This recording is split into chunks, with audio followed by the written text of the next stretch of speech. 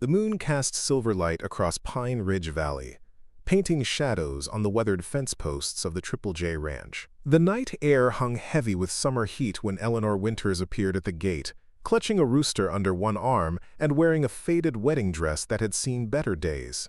The rancher, Jace Sullivan, thought he'd seen everything in his 40 years, until she said those words that would change both their lives. "This rooster is all I have left. The dress no longer fits who I was. I need somewhere to start again." Before we jump back in, tell us where you're tuning in from. And if this story touches you, make sure you're subscribed, because tomorrow I've saved something extra special for you. Jace Sullivan hadn't slept properly in years, not since returning from his third tour overseas. The nightmares kept him company instead, along with the whiskey he rarely touched, and the silence that had become his most faithful companion. Tonight was no different, sitting on his porch, boots propped against the railing, watching the stars burn coldly in the vast Montana sky. His ranch hands had gone into town for Saturday night revelry, leaving the Triple J quiet except for the occasional lowing of cattle in the distant pastures. Jace preferred it this way. Solitude had become a comfort after Rebecca left, taking their dreams of family with her. 7 years gone now, but some wounds never fully healed. The sound came first. Not an engine, but something stranger. A rhythmic crunch of gravel mixed with what sounded like clucking. Jace straightened, hand instinctively reaching for the rifle he kept nearby. Living 30 miles from the nearest town meant unexpected visitors rarely brought good news. Then he saw her, emerging from the darkness like an apparition. A woman in white, though the garment was smudged with dirt and torn at the hem. Her dark hair tumbled loose around shoulders that looked too small to carry whatever burden had brought her here. But it was the bird, a copper-feathered rooster tucked securely under her arm, that made him question whether he'd fallen asleep after all. "Hello?" Her voice carried across the yard, hesitant yet determined. "Is this the Triple J Ranch?" Jace stood slowly, moving into the porch light where she could see him. "It is." "Who's asking?" She stepped closer, and now he could see her face clearly, young, maybe 30, with eyes that held too much history. Despite the strangeness of her appearance, there was nothing unstable in her gaze. Just exhaustion, and something that looked remarkably like hope. "My name is Eleanor Winters. Ellie." She shifted the rooster, which ruffled its feathers indignantly. "I'm looking for work. Any work. And a place to stay." Jace's eyebrow arched. "We're not hiring, especially not at midnight. Town's 30 miles back the way you came." "I know exactly how far town is," she replied, a flash of steel beneath the fatigue. "I walked 16 of those miles before a kind trucker gave me a ride to your turnoff." "You walked?" Jace shook his head, noticing for the first time her dirt-caked boots beneath the wedding dress. "With a chicken?" "Rooster," she corrected. "His name is Rufus. He's all I managed to save." Something in her voice caught Jace's attention. "Save from what?" he wondered, but didn't ask. "Not yet." "How'd you find this place? Why here?" Ellie reached into a pocket hidden in the folds of the dress and pulled out a weathered newspaper clipping. "Rebecca Sullivan. She wrote this article about sustainable ranching practices 5 years ago." She mentioned Triple J Ranch. The sound of his ex-wife's name hit Jace like a physical blow. "Rebecca's gone. Has been for years." "I know." For the first time, uncertainty crossed Ellie's face. "I tried reaching her at the paper first. They told me she'd moved east after the divorce. But they said the ranch was still here. Still operating." Jace leaned against the porch post, studying her. "And you thought, what? That we'd welcome a stranger in a wedding dress carrying poultry with open arms?" "I thought," she said carefully, "that a place run by someone who cared enough about the land to let my cousin write that article might be the kind of place that remembers what it means to help someone who's down." "Rebecca wasn't my cousin." "No," Ellie agreed. "She was mine." The night seemed to grow still around them. A coyote called in the distance, its lonely cry echoing across the valley. Rebecca never mentioned family. Jace said finally, though even as the words left his mouth, he remembered conversations. Brief mentions of cousins back east, holiday cards that arrived each December. "We weren't close," Ellie admitted, not after she moved west. But family is still family. Rufus chose that moment to let out an indignant crow, startling them both. "That bird's gonna wake my ranch hands when they get back," Jace muttered. "He'll quiet down once he's settled." Ellie's arms tightened protectively around the rooster. "Please, I just need work, a fresh start. I can cook, clean, mend fences, birth calves, whatever you need. I grew up on a farm in Ohio." Preparing and narrating this story took us a lot of time, so if you are enjoying it, subscribe to our channel. It means a lot to us. Now back to the story. Why the wedding dress? The question had been burning in his mind since she appeared. Something darkened in Ellie's eyes. She glanced down at the once white fabric, now stained with the evidence of her journey. "I didn't exactly have time to change. Or pack." The implication hung heavy between them. Jace had seen that look before, in the eyes of villagers fleeing conflict zones, in fellow soldiers who'd seen too much. It was the look of someone running from something they feared more than the unknown. "You in trouble with the law?" he asked bluntly. "No." Her answer came quickly, firmly. "The sheriff in Mills County would confirm that if you called him. Sheriff Holloway. He's the one who suggested I leave town while things cooled down." Jace's jaw tightened. "Your husband looking for you?" "Ex-husband," she corrected, a tremor finally breaking through her composure. "As of 3 days ago when I finally signed the divorce papers, he didn't take it well." The rooster clucked softly as if in agreement. "And the bird?" A small smile touched her lips for the first time. "Rufus was a wedding gift from my grandmother. The only living thing Daniel couldn't control or break. I couldn't leave him behind." Jace sighed, rubbing a hand across his face. He was tired. Too tired for this strange midnight drama.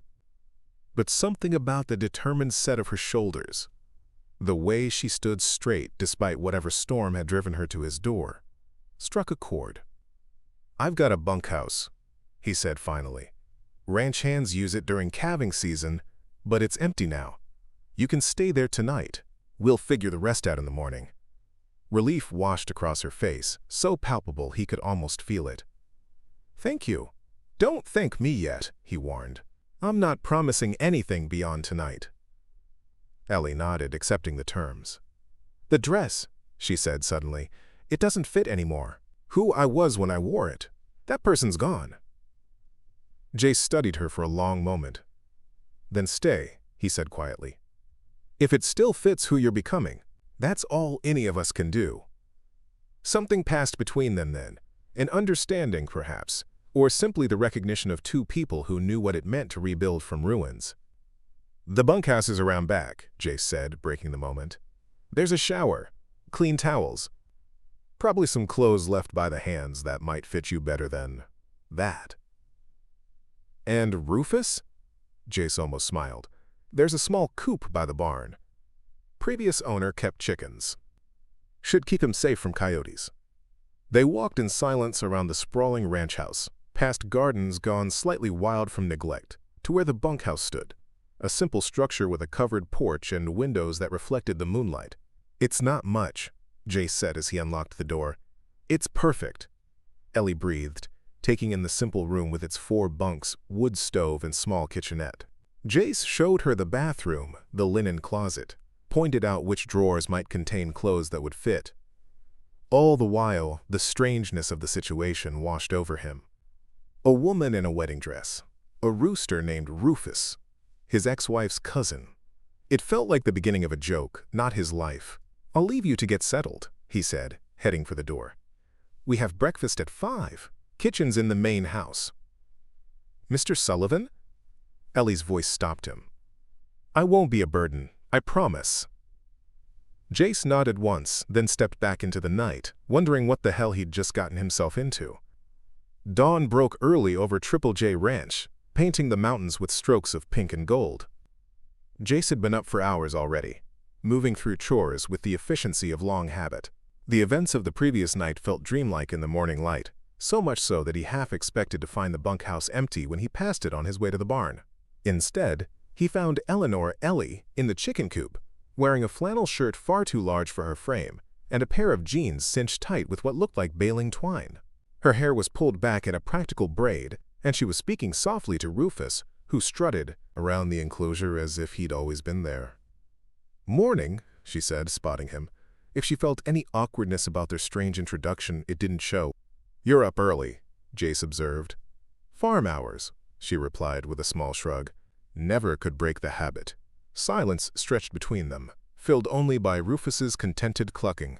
In daylight, Jace could see details he'd missed the night before. A fading bruise along her jawline, the careful way she held her right arm, as if nursing an injury. "The wedding dress?" he asked.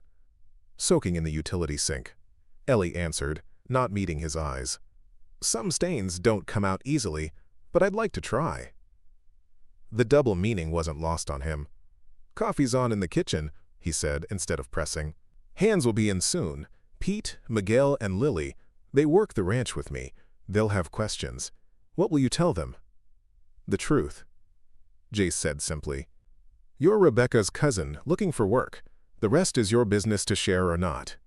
Gratitude flashed across her face. "Thank you." Jace nodded once, then turned toward the barn. "Breakfast after chores. Hope you can cook better than you dress for ranch work." Her laugh caught him by surprise, bright and genuine despite everything. "Just you wait, Sullivan. My pancakes might change your life."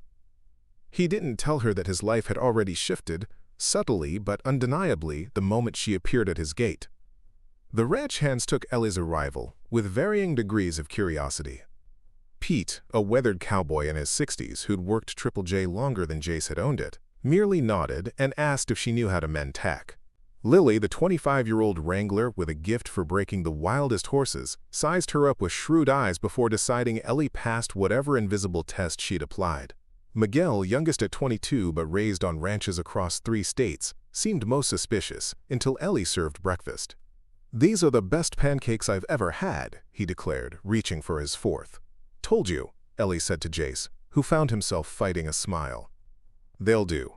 He allowed, though in truth, the buttermilk pancakes with fresh blueberries were better than anything that had come out of his kitchen in years. "So," Pete said, leaning back in his chair, "Rebecca's cousin, huh?" Ellie nodded, her shoulders tensing slightly. "Never knew she had family," Pete continued. "She always spent holidays here." "Like I said last night, we weren't close," Ellie replied. "My fault mostly. I made choices she didn't agree with." Jace watched her carefully, noting the way her fingers twisted her napkin. "Ellie's looking for work," he said, drawing attention away from her discomfort. "Says she knows her way around a ranch." "We could use the help," Lily offered. "Especially with calving season coming. And God knows we could use someone who can cook something besides burnt beans and mystery meat." "Hey," Miguel protested. "My chili won the county fair last year." "Only because the judges had head colds and couldn't taste it," Pete retorted. Their easy banter seemed to relax Ellie, whose smile became more genuine. "I can cook more than pancakes," she said. "And I'm not afraid of hard work." "Then welcome to Triple J," Pete said, raising his coffee mug in salute. "Hope you last longer than the last cook Jace hired." "What happened to them?" Ellie asked. "Jace's sparkling personality drove her off after 2 weeks," Lily stage whispered. "That's enough," Jace cut in, though without real heat. "We've got work to do. North pasture fence needs mending before we move the herd. Miguel, you and Pete take the ATVs up. Start on the west side. Lily, those new horses need working. I'll join you after I check the irrigation system." "What about me?" Ellie asked. Jace considered her for a moment. The bruise on her jaw, the way she'd walked 16 miles in a wedding dress rather than stay wherever she'd come from. The determined set of her chin now as she waited for his answer. "Kitchen first," he decided. "Get it organized how you want it. Then join Lily with the horses if you're up to it." Ellie nodded, already gathering plates. "I'll be there in an hour." The hands dispersed to their tasks, leaving Jace and Ellie alone in the suddenly quiet kitchen. She moved efficiently, stacking dishes, wiping counters. "You don't have to decide today," Jace said abruptly. "About staying." Ellie paused, dishcloth in hand. "And you don't have to decide today about letting me." Their eyes met across the kitchen, hers green and steady. his the deep blue of mountain lakes. Something passed between them, an acknowledgement of shared caution, shared wounds. "Where did you really come from? Eleanor Winters?" Jace asked quietly. She looked away first. "A place I can't go back to. That's all that matters now." Before he could respond, a sound of tires on gravel drew their attention. Jace moved to the window, tension suddenly radiating from him. "You expecting visitors?" Ellie asked, attuned to the change. "No." Jace's voice was flat. "Stay here." But Ellie followed him to the porch anyway, wiping her hands on a dish towel as they watched a black SUV roll to a stop in the yard. The door opened, and a woman emerged, tall, auburn-haired, dressed in a crisp suit that looked jarringly out of place against the backdrop of mountains and pastures. "Rebecca," Jace said, the name falling like a stone between them. Ellie froze beside him, the dish towel clutched tight in suddenly bloodless fingers.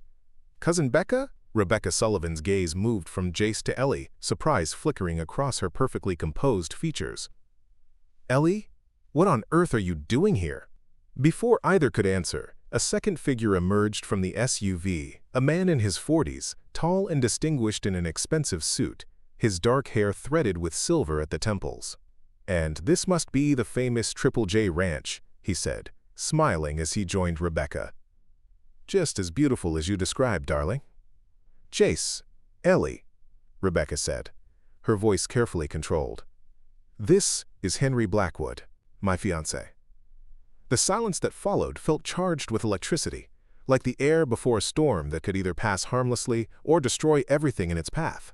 And standing there on the porch of a ranch she'd only known for less than 12 hours, still wearing borrowed clothes and nursing hidden wounds, Ellie suddenly understood that her midnight arrival had been just the beginning of a story far more complicated than she'd imagined.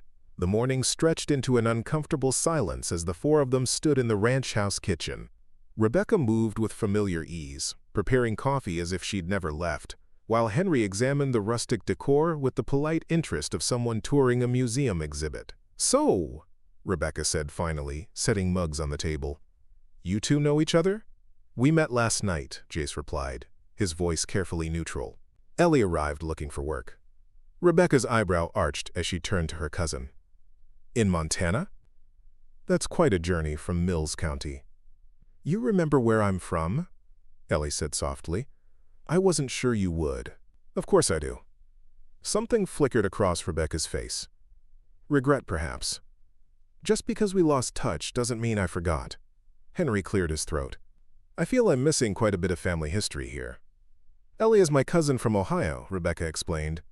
"We were close as children, less so as adults. Life took us in different directions." Different directions was putting it mildly, Ellie thought. Rebecca had escaped their small farming community for college, then journalism, then marriage to Jace Sullivan.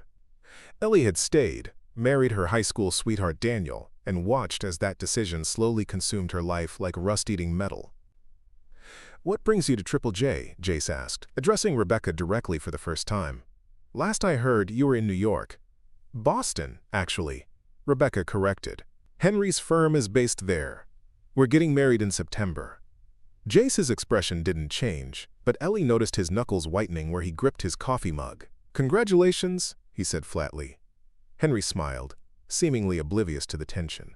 "Rebecca speaks so fondly of Montana. When this opportunity came up, I knew we had to make the trip."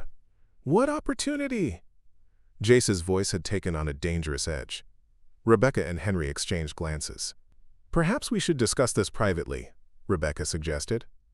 "Anything you have to say can be said in front of Ellie," Jace replied. "She works here now."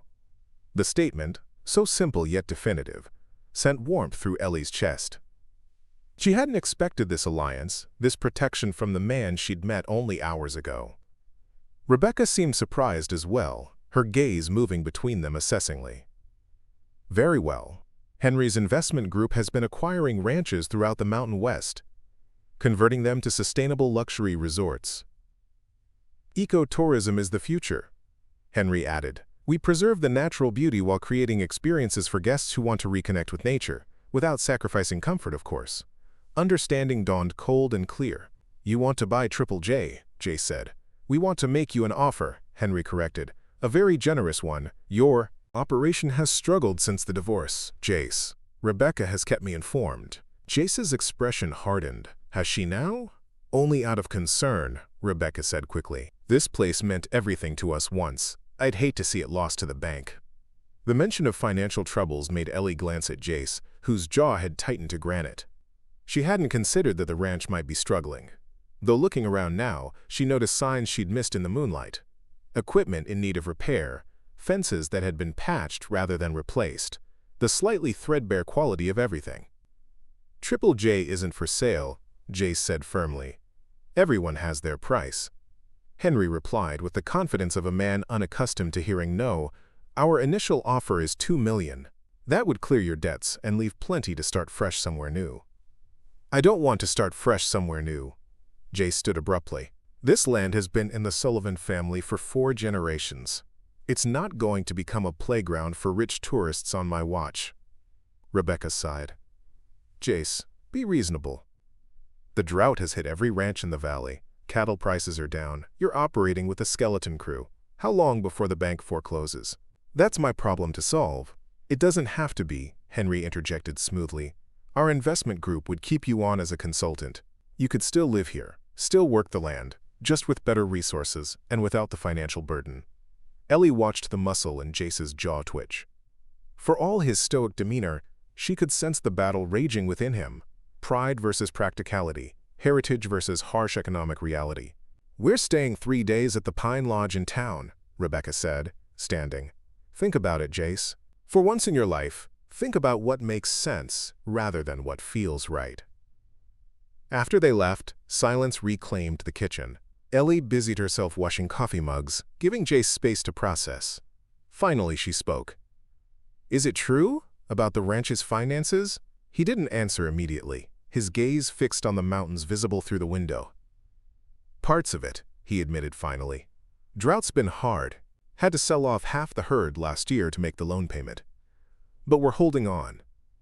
By a thread, Ellie guessed. Jace turned to her, eyes sharp. Why did you really come here, Ellie? The truth this time. She set down the dish towel, knowing she owed him honesty after what he'd just revealed. Rebecca was the only family member who ever made it out, who built a life that was hers. When I finally left Daniel, I had nowhere else to go. I remembered that article, how she described this place as healing land. I thought maybe you could heal too. Jace finished. Ellie nodded. I didn't know about you two, that you were divorced. The article just had her maiden name. Sullivan was on the mailbox when I found the ranch. 5 years ago, Jace said quietly, she wanted children. I was hesitant. By the time I changed my mind, she'd changed hers. About me. About us. About this life. The simple explanation held volumes of pain beneath it. Ellie understood all too well how dreams deferred could tear people apart. I should go, she said suddenly. This is complicated enough without a stranger in the middle. You're not going anywhere, Jace replied, surprising her. You said you needed work. I need help. The rest is just noise. Jace. The north pasture fence still needs mending, he interrupted. And those horses won't train themselves. We've got work to do. With that, he strode from the kitchen, leaving Ellie to wonder at the strange twist of fate that had brought her to a ranch hanging by a financial thread. Caught between her estranged cousin and a cowboy too stubborn to surrender his heritage. Later that afternoon, Ellie found herself in the round pen with Lily, watching as the young wrangler worked with a spirited paint mare. The horse moved with powerful grace, responding to Lily's subtle cues with growing trust. You've got a gift, Ellie observed as Lily guided the mare through a complex pattern. Lily grinned. Horses make more sense than people most days. I hear that. Ellie leaned against the fence, enjoying the warm sun on her face. For the first time in years, she felt something like peace, temporary though it might be. So what's your story? Lily asked, giving the mare a rest. And don't say, Rebecca's cousin looking for work. Nobody shows up at midnight in a wedding dress without a hell of a story. Ellie hesitated, then decided that secrets would only breed suspicion. I left my husband, ex-husband now. It wasn't healthy. Lily nodded, understanding immediately. Bad? Bad enough that Sheriff Holloway suggested I leave town while the restraining order processed. Ellie's fingers traced the fading bruise on her jaw. Daniel doesn't take rejection well. And the dress? I remarried 3 days ago. A kind man named Thomas who'd been trying to help me start over. Daniel found us at the reception.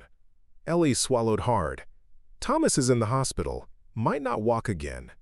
Daniel's in jail, but his family's powerful in Mills County. It won't hold him long. Lily whistled low. And you grabbed a chicken and ran. Rooster? Ellie corrected with a small smile. Rufus was my grandmother's wedding gift. The one thing Daniel couldn't control because Rufus hated him on sight. Smart bird. And now you're here. At a struggling ranch with a boss who makes grizzlies seem cuddly, while your cousin and her fancy fiancé try to turn it into glamping central. Lily shook her head. Life's something, ain't it? Something, Ellie agreed. The mare nudged Lily's shoulder impatiently. This one's ready for you to try, Lily said. You said you can ride? Since before I could walk. Show me. For the next hour, Ellie lost herself in the pure joy of horsemanship. The mare, Storm, Lily called her, responded beautifully. And for a while, Ellie forgot about wedding dresses and roosters and ex-husbands and financial troubles. She was simply a woman on a horse under a vast Montana sky, free in a way she hadn't been in years. She didn't notice Jace watching from the barn until she'd finished putting Storm through her paces. He stood in the shadows, arms crossed, expression unreadable. Not bad, he said when she dismounted. Where'd you learn to ride like that? My grandfather raised quarter horses, Ellie replied, patting Storm's sweaty neck. He said I was born knowing how to talk to them. Something like approval flickered across Jace's face. We're moving cattle to the east pasture tomorrow. You up for it? Ellie recognized the invitation for what it was, a chance to prove herself, to earn her place. I'll be ready. That night, after a dinner of Ellie's pot roast that had even Miguel declaring her cooking, better than my abuela's, but don't tell her I said so, Jace found Ellie on the bunkhouse porch. She sat watching the stars emerge. Rufus contentedly settled beside her, like an unlikely guard dog. That rooster's getting comfortable, Jace observed, leaning against the railing. He adapts quickly, Ellie replied. Always has. Unlike his owner? Ellie smiled wryly. I'm working on it. Jace seemed to be wrestling with something. Finally, he said, Rebecca's right about the ranch. We're 3 months behind on the loan. Bank's making noise about foreclosure. The admission clearly cost him. Ellie remained silent, giving him space to continue. $2 million would solve a lot of problems, he added. But create others, Ellie suggested quietly. Jace nodded, his gaze on the distant mountains. This land knows me, knows my family. 4 generations of Sullivans have weathered drought, flood, blizzards, and market crashes. They never gave up, never sold out. And you don't want to be the first. It's more than that. He struggled to find the words. This place, it's alive, has its own heartbeat. You can feel it if you listen right. The idea of bulldozers tearing up pastures for swimming pools and golf courses. It would be like killing something that trusted you, Ellie finished, understanding perfectly. Their eyes met in the gathering darkness, a moment of connection that ran deeper than their brief acquaintance should allow. We could turn it around, Ellie said suddenly. Find another way. We? She hadn't meant to include herself in the ranch's future, yet the word had come naturally. I meant you. The ranch. But, yes, while I'm here, I'd like to help, if you'll let me. Jace studied her for a long moment. Why would you care about saving a stranger's ranch? Because I know what it means to lose something that defines you, Ellie replied simply. And because you gave me shelter when I had nowhere else to go. I pay my debts. Jace straightened, decision made. Get some rest. Dawn comes early, and cattle don't move themselves. As he walked away, Rufus clucked softly beside her. I know, Ellie murmured to the bird. I'm getting involved in something complicated. But what choice do we have? It's not like we can go back. The rooster's answering crow seemed to echo across the valley, defiant, determined, and strangely hopeful. Dawn painted the mountains gold as 5 riders moved through the misty pastures of Triple J Ranch. Jace led, with Pete and Miguel flanking the small herd of cattle. Lily and Ellie brought up the rear, keeping stragglers in line. For Ellie, the rhythm of the work was both familiar and healing. The steady gait of her mount, a sturdy buckskin gelding named Copper. Beneath her, the calls of the riders, the lowing of cattle, even the dust rising in the morning light. All of it felt like coming home to a place she'd never been before. "You ride like you were born to it," Lily called, guiding her horse alongside Ellie's.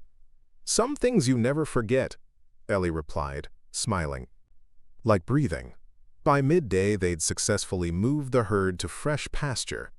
As they dismounted by a small creek to water the horses, Jace approached Ellie. "You've got good instincts," he said, the closest thing to a compliment she'd heard from him. "We're checking fence lines this afternoon if you're not too saddle-sore." "I'll be fine," Ellie assured him, though in truth, muscles long unused were already protesting. She wouldn't give him reason to doubt her capabilities. As they remounted, the sound of an approaching vehicle drew their attention. The black SUV from yesterday appeared on the dirt road that cut through the property. "Perfect timing," Jace muttered. As always, Rebecca emerged from the vehicle alone this time, dressed more practically in jeans and boots, though still looking city-polished compared to the dust-covered ranch hands. She approached on foot, careful of her footing in the pasture. "Still playing cowboy, I see," she called to Jace, though the words held more fondness than bite. "Still trying to sell what isn't yours to sell," he returned. Rebecca sighed. "I came to talk sense, not argue. Henry's meeting with the bank today. He says they're ready to call your note." 2 weeks, Jace. That's all you have." The news hit like a physical blow. Ellie saw the color drain from Jace's face before his expression hardened again. "Then we have 2 weeks to figure something out," he said firmly. "There's nothing to figure out," Rebecca insisted. "You're underwater. Cattle prices won't recover in time. Even if you sold every head, it wouldn't cover what you owe." "Then I'll find another way." Rebecca's frustration was palpable. "Why are you so stubborn? This offer is a lifeline. You could start fresh, without debt hanging over you." "Because some things matter more than money," Jace replied. "Something you used to understand." The words struck a nerve. Rebecca flinched slightly before rallying. "I understood that dreams don't pay bills. That loving the land doesn't stop the bank from taking it. That sometimes the bravest thing you can do is let go." "Like you let go of us?" The question hung in the air between them. Rebecca's gaze dropped first. "That was different. Was it?" Ellie felt like an intruder witnessing something raw and private. She began to back her horse away, but Rebecca noticed the movement and seemed to remember they had an audience. "Ellie," she said, visibly composing herself, "could we talk? Privately?" Glancing at Jace, who nodded almost imperceptibly, Ellie dismounted and handed Copper's reins to Lily. She followed Rebecca a short distance away, to where a lone cottonwood provided shade beside the creek. "What are you really doing here?" Rebecca asked without preamble once they were alone. "Exactly what I told you," Ellie replied, starting over. "At Jace's ranch, of all places. I didn't know it was his. I just remembered your article." Rebecca studied her skeptically. "You show up in a wedding dress with a chicken. Rooster. The day before Henry and I arrive with an offer to buy the place? That's quite a coincidence." Understanding dawned. "You think I'm here to interfere with your deal? Rebecca, I didn't even know you were divorced, let alone remarrying." "I've been a little busy trying not to get killed by my ex-husband." Rebecca's expression softened slightly. "Daniel? I read something in the Boston papers about an incident in Ohio. That was you?" Ellie nodded, throat tight. "Thomas was just trying to help me. Now, he may never walk again." "Oh, Ellie." Genuine concern replaced suspicion in Rebecca's eyes. "I'm so sorry. Are you safe now?" "For the moment. Daniel's in custody, but his family's already working on bail. I needed somewhere to disappear until the restraining order is permanent." Rebecca was quiet for a moment, processing. "Why didn't you call me? I would have helped." The question caught Ellie off guard. Would you have? We haven't spoken in what, 10 years? Not since you moved west and I stayed to take care of Grandma. That doesn't mean I stopped caring, Rebecca said softly. You're still family. Family? Ellie repeated, the word bittersweet on her tongue. Is that why you're trying to take Jace's ranch? Because you care? Rebecca's spine stiffened. Triple J is drowning in debt. The offer we're making would save Jace from bankruptcy, preserve the property, and create jobs in the community. It's the best outcome for everyone. Except Jace. Jace is living in the past, Rebecca said firmly. Ranching the way his family has for generations isn't sustainable anymore. Not with climate change, water rights issues, rising costs. He needs to adapt. By turning his heritage into a resort for wealthy tourists, by recognizing reality, Rebecca countered. Look, Ellie, I know you just got here, but I lived this life for 7 years. I watched Jace work himself to exhaustion, take on more debt every season, refuse help because of pride. I couldn't stand by and watch him go down with the ship. So you abandoned him instead, Ellie said quietly. Rebecca flinched. It wasn't that simple. It never is. Ellie turned to go, then paused. For what it's worth, I think Jace is right. Some things are worth fighting for, even when the odds are impossible. Even when everyone tells you to give up and move on. Even if fighting means losing everything? Ellie thought of the wedding dress soaking in the utility sink, of Rufus strutting around his new home, of the feeling of freedom that had washed over her as she rode across Triple J's pastures. Sometimes, she said softly, you have to lose everything to find what truly matters. As she walked back to the waiting riders, Ellie felt Rebecca's gaze boring into her back. The conversation had opened old wounds for both of them and created new complications in an already tangled situation. Yet somehow, standing up for Jace and his vision had felt right in a way few things had in recent years. Everything okay? Jace asked as she mounted Copper again. Ellie nodded. Your ex-wife thinks I'm interfering with her plans. A ghost of a smile touched his lips. Are you? I might be, Ellie admitted. If you'll let me help. Jace studied her for a long moment, then nodded once. I reckon I could use all the help I can get right about now. You have any experience with miracles, Eleanor Winters? Ellie glanced back at Rebecca, still standing beneath the cottonwood, then at the vast, beautiful ranch spreading around them. Land worth fighting for, worth believing in. As a matter of fact, she said, a slow smile spreading across her face, I might just be working on one. The days that followed fell into a rhythm at Triple J Ranch, dawn chores, breakfast prepared by Ellie, then whatever work the land demanded. Fence mending, cattle moving, equipment repairs that couldn't be postponed any longer. Ellie threw herself into the labor, grateful for the physical exhaustion that brought dreamless sleep each night. By the end of her first week, her hands had hardened with new calluses, her skin had bronzed under the Montana sun, and she'd earned the respect of the ranch hands. Even Jace, sparing though he was with praise, had taken to giving her the subtle nod that Pete explained was, Sullivan speak for, good job. But while the work offered healing, the shadow of the bank's deadline loomed over everything. 2 weeks had become one, with no solution in sight. We could sell the south pasture, Pete suggested one evening as they gathered around the kitchen table, ledgers and bank statements spread before them.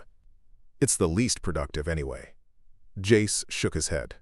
Wouldn't cover a third of what we owe, and once we start selling off pieces, we'll never stop. What about a loan from another bank? Miguel asked. No bank in their right mind would take on our debt, Jace replied grimly. Not with our cash flow problems. Lily tapped her pencil against the table. What about the horses, the ones I've been training? They're worth good money now. The horses stay, Jace said firmly. They're our best hope for diversifying revenue long term. Ellie, who had been quiet throughout the discussion, finally spoke. What about tourism?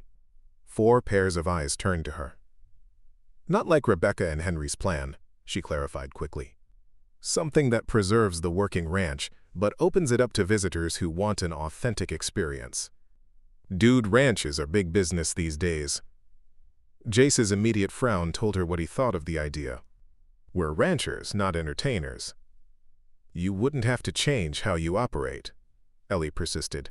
Just let people experience it alongside you. City folks pay good money to live like a cowboy for a week. It's not the worst idea, Pete said thoughtfully. The Broken Arrow over in Paradise Valley started doing that 5 years back. Saved their operation. We're not the Broken Arrow, Jace said firmly. No, Ellie agreed. Triple J is more beautiful, with better horses and more diverse terrain. You could offer something unique. Not just cattle drives and trail rides, but education about sustainable ranching, the kind of practices Rebecca wrote about in her article. Jace's jaw tightened at the mention of his ex-wife. And where would these tourists stay? We're not building hotels on my land. The bunkhouse could be converted, Ellie suggested. And there's that old foreman's cabin by the East Creek. With some work, they could accommodate 8 to 10 guests at a time. Start small, see if it works. We don't have money for renovations, Jace pointed out. And even if we did, we couldn't get it done in a week. Ellie bit her lip, then took a deep breath. I might know someone who could help. A friend from Ohio who owes me a favor. He's a contractor, specializes in quick renovations. This friend got a name? Jace asked, suspicion evident. Thomas Miller, Ellie said quietly. The man I married 3 days before showing up here. He's out of the hospital now, walking with crutches. Silence fell over the kitchen. Ellie hadn't spoken much about Thomas since her arrival, and the others had respected her privacy. You've been in touch with him? Jace asked, his voice carefully neutral. Ellie nodded. I called yesterday to check on him. He's recovering well, all things considered. And he'd come all the way to Montana to help strangers renovate buildings for a business that might not even work. Jace's skepticism was palpable. He'd come to help me, Ellie corrected softly, and to get away from Mills County himself for a while. Daniel's family has been making things difficult for him too. Jace stood abruptly, the chair legs scraping against the floor. We're not dragging your ex-husband into this mess. It's too risky. Ex-husband? Ellie's brow furrowed. Thomas was never my husband. Not really. We signed the papers, but there wasn't time to file them before Daniel found us. So, technically, you're still married to this Thomas? Lily asked. Technically, the marriage never existed legally, Ellie explained. Which is probably for the best, given everything. Thomas and I were friends trying to help each other. Nothing more. Jace's expression remained unreadable, but some of the tension left his shoulders. Even so, we can't ask someone recovering from injuries to take on a project like this. You're not asking. I am, Ellie replied. And Thomas wants to come. He's going stir-crazy with nothing to do but physical therapy. A project would be good for him.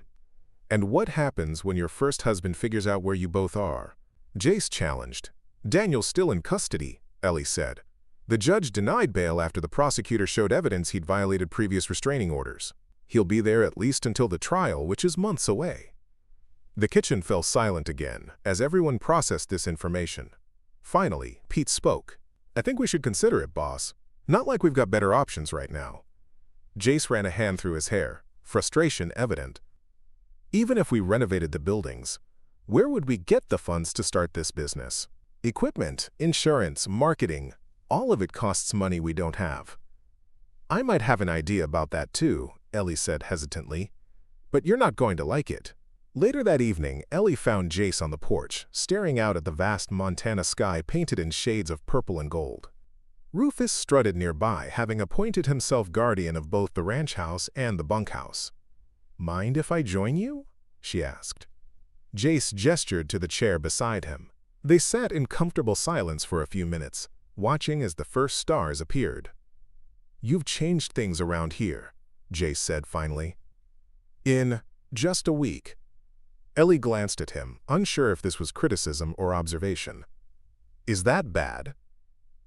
Different, he allowed. The place feels, I don't know, more alive somehow. That's the Rooster, Ellie joked. He brings life wherever he goes. A ghost of a smile touched Jace's lips. It's not just the bird. Their eyes met briefly before both looked away, suddenly conscious of something shifting between them, something neither was ready to name. About my idea, Ellie began, approaching Rebecca and Henry for investment instead of a buyout. Jace finished for her. "It's not happening, Ellie. Just hear me out," she pleaded. "They want to create luxury experiences on this land. We want to preserve the working ranch. There's middle ground there. Rebecca left because she didn't believe in this place anymore," Jace said, the old pain evident in his voice. "Now you want me to ask her to believe in it again?" "I want you to let her help save it," Ellie corrected gently. "On your terms, not hers." Jace fell silent, his gaze returning to the darkening mountains. "What really happened between you two?" Ellie asked softly. "Beyond what you told me that first day." For a moment, she thought he wouldn't answer. Then he sighed, the sound heavy with memories.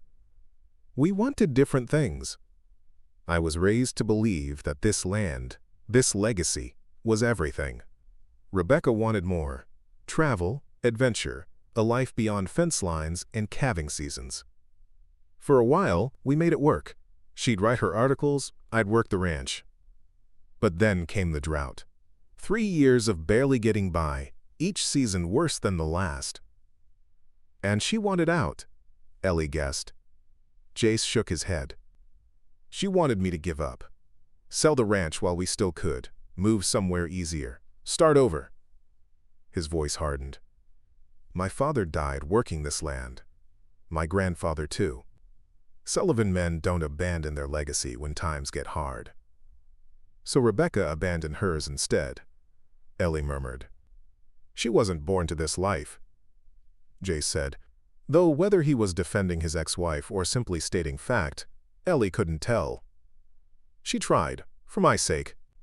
Longer than was fair to ask." They fell silent again, the weight of the past and the uncertainty of the future hanging between them. Finally, Ellie spoke. "Sometimes holding on to something too tightly is what makes you lose it," she said softly. "I learned that with Daniel. I stayed years longer than I should have, because I couldn't admit that the life I'd chosen was destroying me." Jace turned to look at her fully then, really seeing her in the fading light. The strength in her eyes, the quiet dignity that had emerged as the frightened woman in a wedding dress receded. "What are you saying?" "I'm saying that asking for help doesn't mean giving up," Ellie replied. "It means you're brave enough to try a new way forward." The morning brought Thomas Miller to Triple J Ranch. A tall man with kind eyes and a determined set to his jaw, despite the crutches he navigated with practiced ease. Ellie met him at the gate, Rufus strutting importantly at her heels. "You look good, Ellie," Thomas said, embracing her awkwardly around his crutches. "Better than I've seen you in years." "Fresh air and hard work," she replied, smiling. "How's the leg?" "Healing," he said simply. "Doctors say I'll always have a limp, but I'll walk without these eventually." He glanced down at Rufus. "I see our friend made the journey safely." "Rufus has become the unofficial mascot of Triple J," Ellie said with a laugh. "Come on, I'll introduce you to everyone." The reception at the ranch house was cautious but polite. Jace shook Thomas's hand with a firm grip, sizing him up with a rancher's practical eye. "Appreciate you coming all this way," he said. "Especially given your condition." "I needed the change of scenery," Thomas replied easily. "And I owe Ellie more than I can repay. If my construction skills can help, I'm happy to offer them." "You've seen the buildings?" Jace asked. Thomas nodded. "Ellie sent photos. The structures are solid. Good bones. With the right team, we could have them guest-ready in 10 days. "We've got 7, Jace pointed out. "Then we'd better get started," Thomas said with a smile that held no trace of the trauma he'd endured. "I've made some calls to suppliers in Bozeman. Materials should arrive this afternoon." Jace's eyebrows rose. "You're efficient." "He's the best," Ellie confirmed. "There's a reason he's booked solid back in Ohio."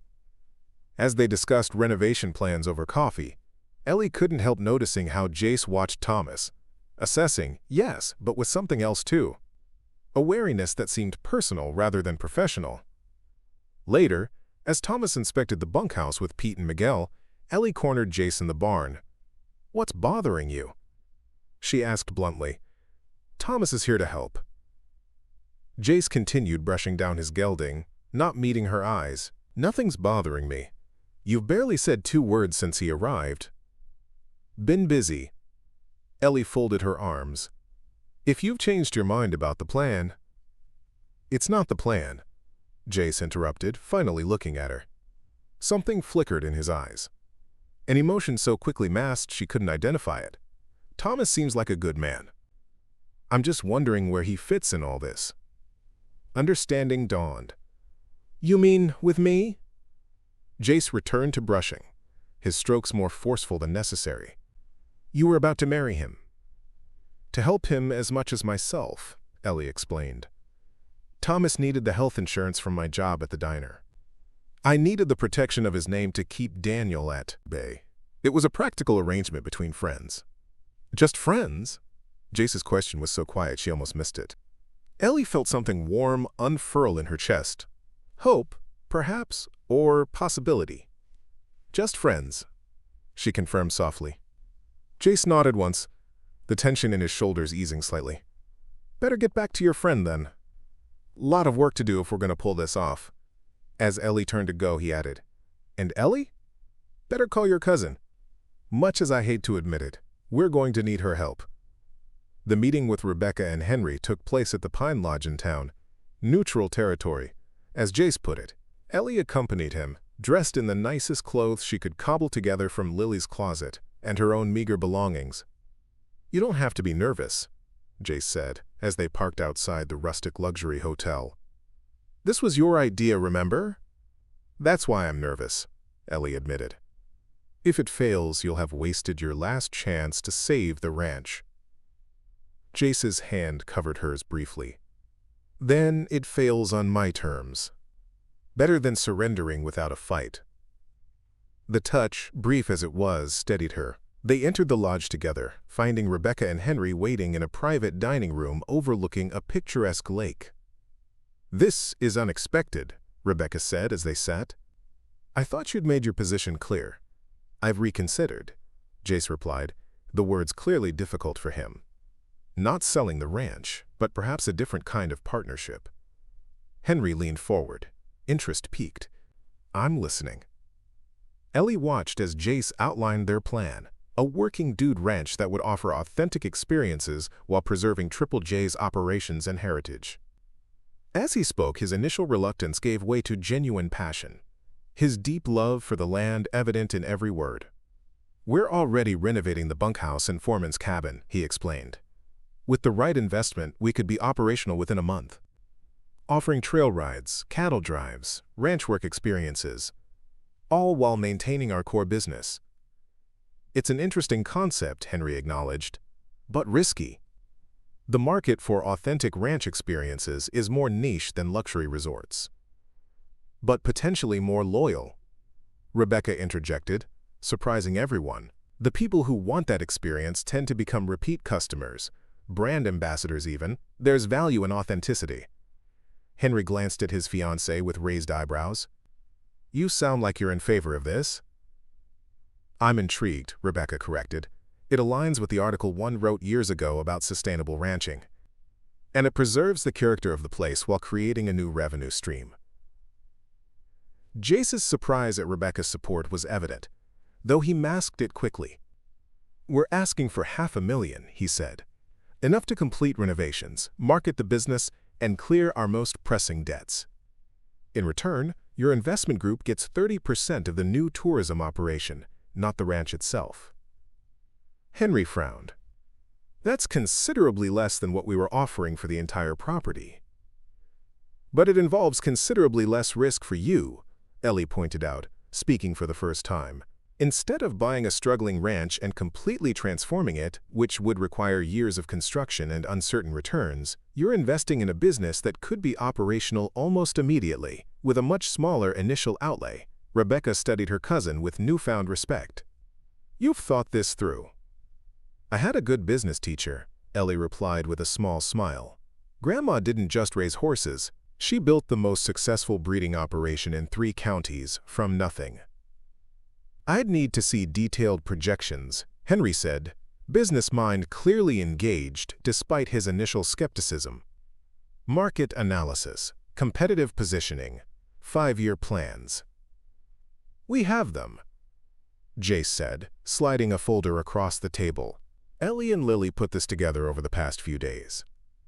As Henry examined the materials, Rebecca turned to Jace. This is a significant change of heart for someone who was dead set against tourists on his land a week ago.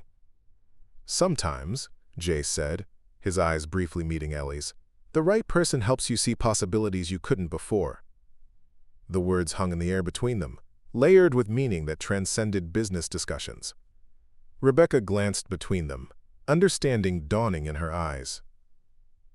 We'll need time to review these materials properly, Henry said finally.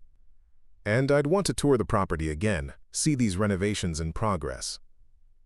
Of course, Jace agreed. And I'd want my own people involved in the marketing plan, Henry added. If we're selling an authentic ranch experience, it needs to be positioned correctly. As long as it remains authentic, Jace stipulated. No fake cowboys or staged photo ops. What guests see is what we actually do, day in and day out. I believe that's exactly the appeal, Rebecca said softly. Her eyes met Jace's across the table, not with the tension of their previous encounters, but with something approaching understanding. Authenticity is rare these days, worth preserving. As they left the meeting, hope tentatively blooming for the first time in months, Ellie felt Jace's hand find hers. Unlike the brief touch in the car, this time his fingers interlaced with hers, holding on as if to anchor them both in this moment of possibility. "Thank you," he said simply as they walked to his truck. "For what?" "For showing up at my gate with a rooster and a wedding dress," Jace replied, the ghost of a smile touching his lips. "For being stubborn enough to stay. For seeing what this place could be when I was too blinded by tradition to see it myself." Ellie squeezed his hand, her heart full with emotions too new and fragile to name. "We're not saved yet." "No," he agreed. "But for the first time in a long while, I believe we might be." Above them, the Montana sky stretched endless and blue, witness to possibilities unfolding beneath its vast expanse. A ranch finding new purpose, a woman discovering her strength, and two people learning that sometimes the most unexpected arrivals bring the most precious gifts of all. Up next, you've got 2 more standout stories right on your screen. If this one hit the mark, you won't want to pass these up. Just click and check them out. And don't forget to subscribe and turn on the notification bell so you don't miss any upload from us.